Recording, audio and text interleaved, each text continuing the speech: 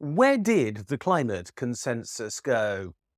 Climate change is the biggest crisis that we face.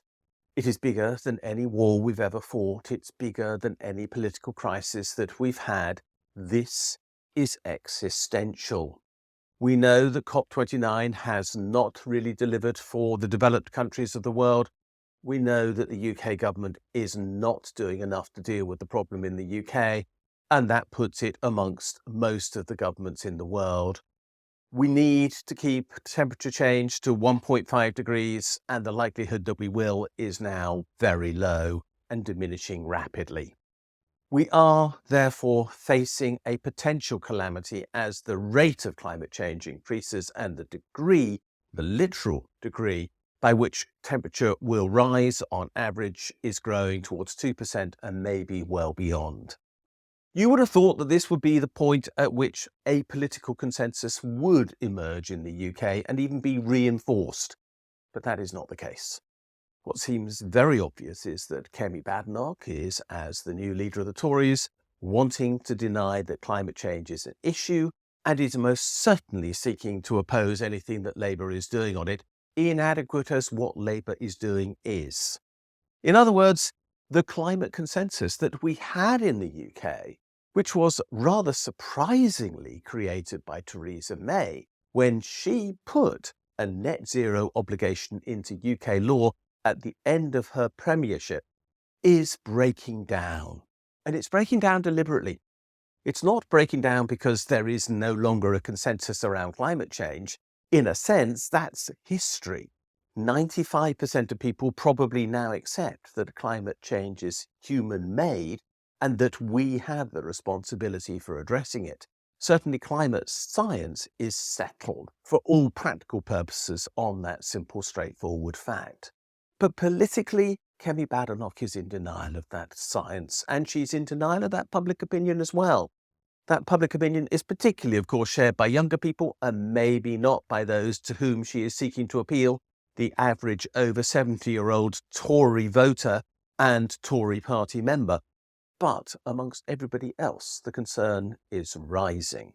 So why is she in denial about climate change? I wish I could answer that because I genuinely don't know. I don't know why anybody is in denial about climate change when it is so very glaringly obviously happening.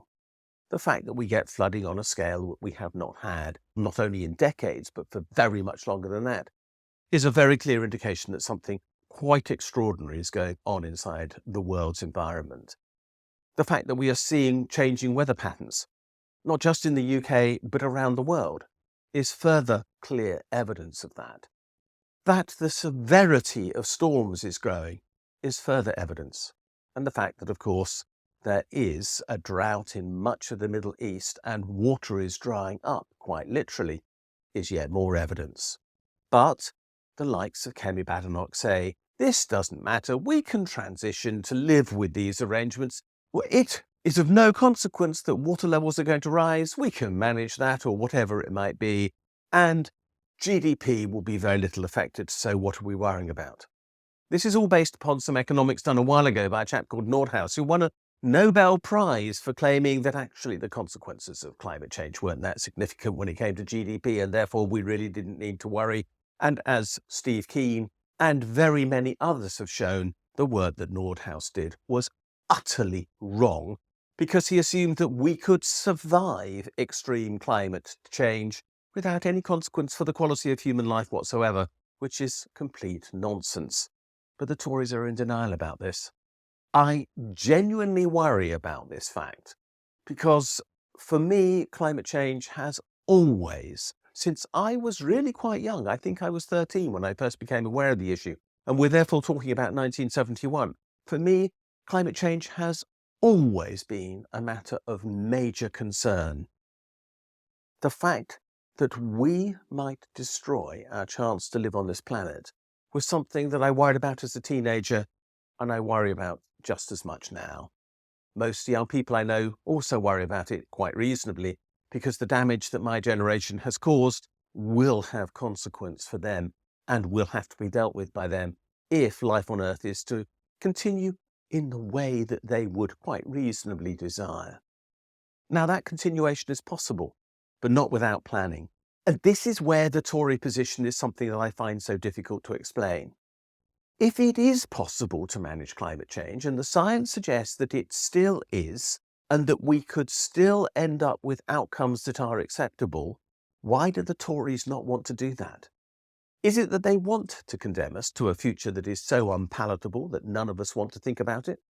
Or is it that they are just plain straightforwardly ignorant about the possibility because they believe that everything comes down to the present and how much we can earn in it? I come down to the unfortunate conclusion that they just think everything is about the present and making money. They're wrong. It isn't. And the climate change consensus that we had, imperfect as it was, is something that has to be restored. If Kemi Badenoch does not do that, I think her time as Tory leader is going to be limited. She has to understand that the people of this country are worried about climate change. And if she doesn't, she'll have to go. Thanks for watching this video. If you like what you've seen, please subscribe to this channel and push that bell button that tells you when we posted something new. You can also find me on Twitter at Richard J. Murphy. And more importantly, you can follow my blog, the Funding the Future blog.